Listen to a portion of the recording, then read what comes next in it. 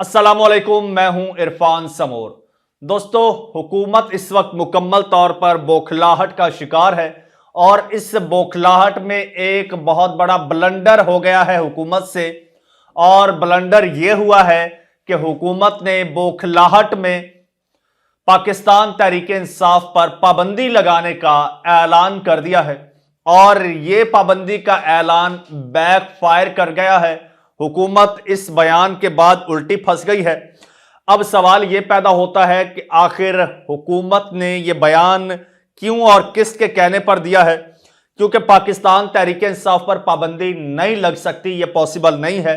वो क्यों, यह भी आगे चलकर बताऊंगा और यह भी बात करेंगे कि आखिर हुकूमत ने किसके कहने पर और क्यों यह बयान दिया है और इसका इनको फायदा क्या होगा और फायदे से ज्यादा नुकसान क्या होगा।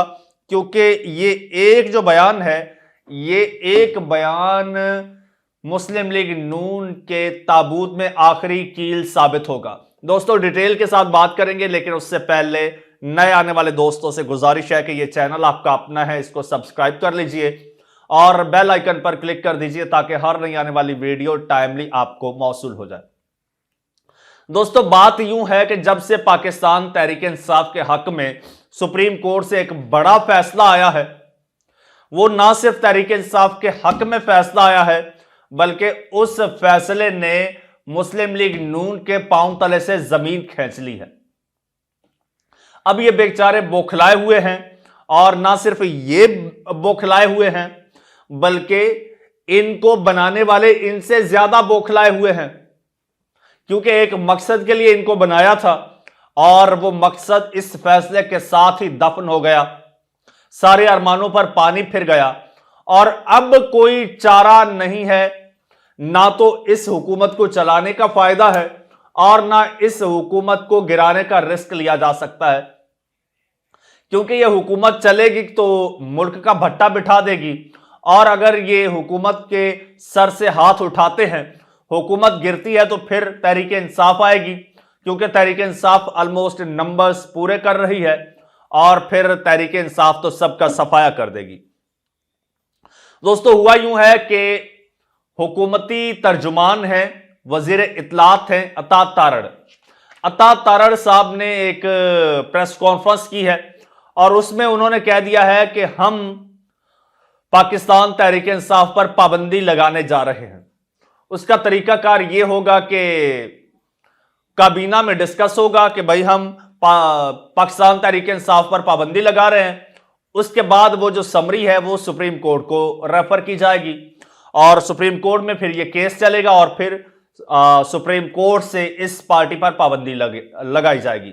ये तो है प्रोसीजर, लेकिन किसी भी सियासी जमात पर पाबंदी लगाना इतना आसान नहीं है और आज तक पाकिस्तान की तारीख में कभी भी किसी डेमोक्रेटिक गवर्नमेंट ने किसी भी पार्टी पर पाबंदी नहीं लगाई है।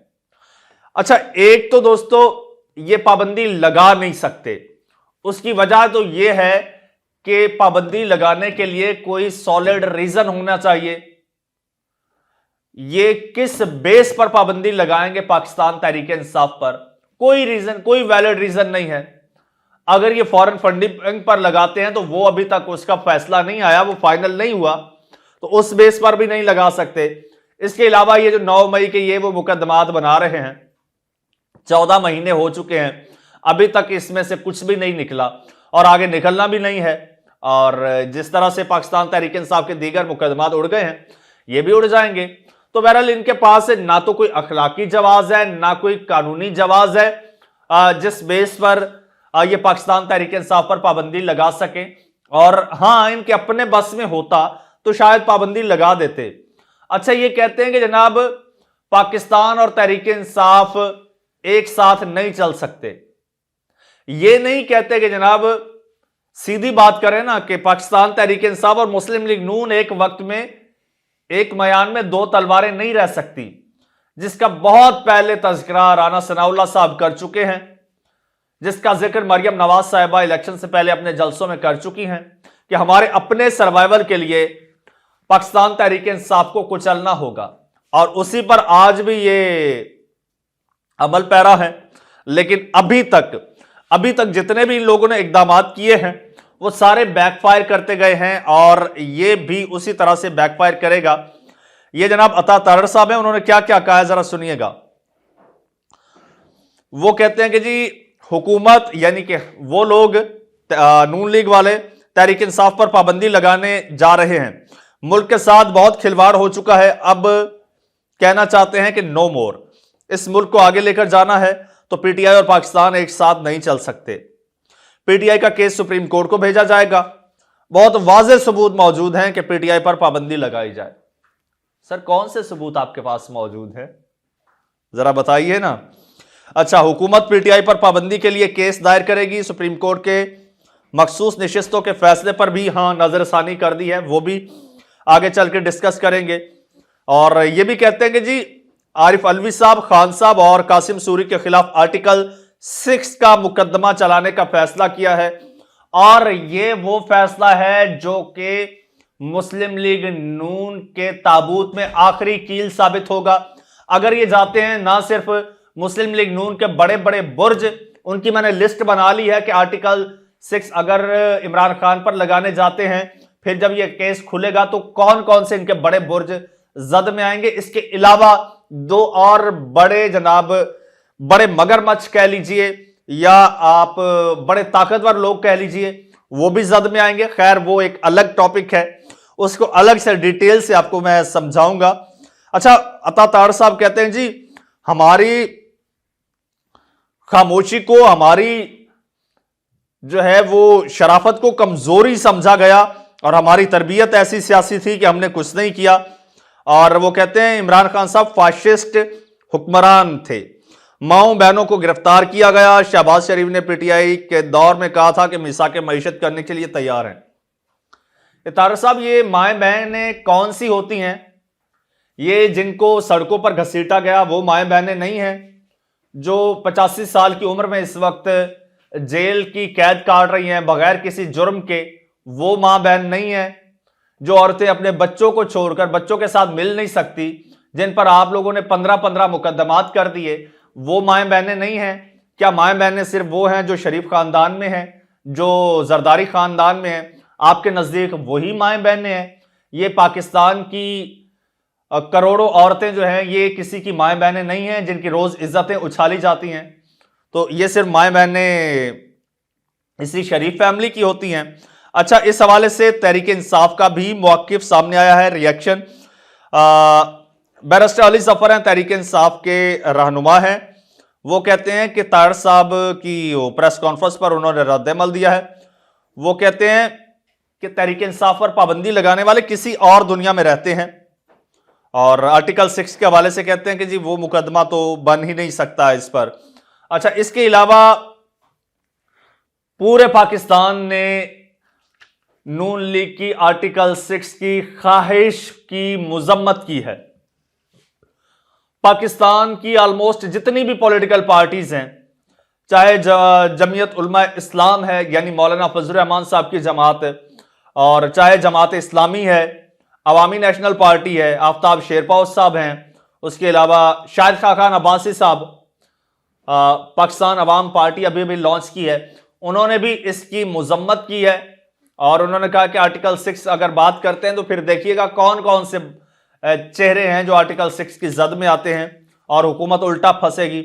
मुस्तफा नवाज खोखर ने इसकी मुजम्मत की है और सेनेटर इरफान सिद्दीकी जो कि मुस्लिम लीग नून के सेनेटर हैं, वो अपनी ही हुकूमत को कह रहे हैं कि होश के नाखून लीजिए, आप 75 सालों में कुछ भी नहीं सीखे हैं, आज तक आप लोगों ने पाबंदी लगाकर क्या हासिल कर लिया है। और इसके अलावा ह्यूमन राइट्स कमीशन ने भी इसकी शदीद मुजम्मत की है इस बयान की कि आप आप पाबंदी लगाने की बात करते हैं। और इनके करीबी इत्तेहादी यानी कि पाकिस्तान पीपल्स पार्टी ने खुलकर मुखालफत की है इस पाबंदी के हवाले से, और उन्होंने भी कहा है कि यह पाबंदी नहीं लगनी चाहिए। और फिर सबसे बढ़कर रजा रबानी है सेनेटर, उन्होंने भी इसकी मुजम्मत की है। कुछ लोग ये भी कहते हैं कि हुकूमत इस वक्त जिस नहज पर मुल्क को ले जा चुकी है और जिस तरह से फ्लॉप हुई है, उस अपनी नाकामी को छुपाने के लिए अब पाकिस्तान तहरीक-ए-इंसाफ पर पाबंदी का सोच रही है। और कुछ लोग ये भी कह रहे हैं कि ये पाकिस्तान तहरीक-ए-इंसाफ पर पाबंदी नहीं है, ये करोड़ों पाकिस्तानियों पर पाबंदी है जो इस जमात को सपोर्ट करते हैं और इसके लिए वोट करते हैं। इस वक्त पार्लियामेंट की सबसे बड़ी पार्टी है पाकिस्तान तहरीक-ए-इंसाफ। उसके खिलाफ आप उसी सुप्रीम कोर्ट में जा रहे हैं जिसके 13 में से 11 जजेस बशमूल काजी फायज ईसा ने ये एडमिट किया है, ये अपने फैसले में लिखा है कि तहरीक-ए-इंसाफ एक इलेक्शन कमीशन की रजिस्टर्ड पार्लिमानी पार्टी है। और इलेक्शन कमीशन ने भी इस पर यही कहा है कि पाकिस्तान तहरीक-ए-इंसाफ हमारे पास रजिस्टर्ड भी है और हमारी वेबसाइट पर आवेजा भी है और हम इसको एक पॉलिटिकल पार्टी जो है वो तस्लीम भी करते हैं और हम एडमिट भी करते हैं और हमने ये चीज जो है वो अपनी वेबसाइट पर भी लगाई हुई है। तो किस बेस पर ये चुस्त मारी आपने?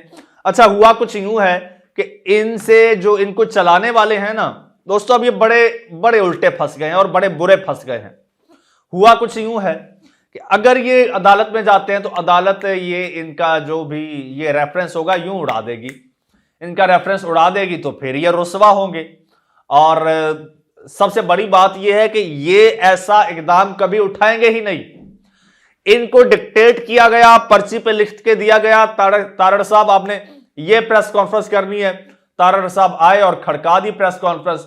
कोई ना आओ देखा ना ताओ देखा, बस खड़का दी प्रेस कॉन्फ्रेंस। ये नहीं देखा कि इसके कॉन्सिक्वेंसेस क्या होंगे और खुद PMLN के लिए और इस गवर्नमेंट के लिए इसके कॉन्सिक्वेंसेस क्या होंगे। क्या आपने अपने इत्तेहादियों को एतमाद में लिया है? एक कोलिजन गवर्नमेंट में आप हैं, क्या आपने इत्तेहादियों को लिया है? सबसे पहले आपके इत्तेहादियों ने खुलकर इसकी मुखालफत कर दी है, तो आप किस बेस पर ऐसे बयान देते हैं और जो आपके अपने ही गले पड़ जाए? दोस्तों, बहरहाल मुझे नहीं लगता कि ये इतना बड़ा ब्लंडर या इतना बड़ा जो है ये इतनी बड़ी गलती करेंगे इस हुकूमत पर पाबंदी लगाने की। कमेंट सेक्शन आपके लिए, इसमें आप अपनी कीमती राय का इजहार कीजिएगा। चैनल आपका अपना है, इसे सब्सक्राइब कर लीजिए, बेल आइकन पर क्लिक कर दीजिए और मुझे फिलहाल इजाजत दीजिए। अल्लाह हाफिज।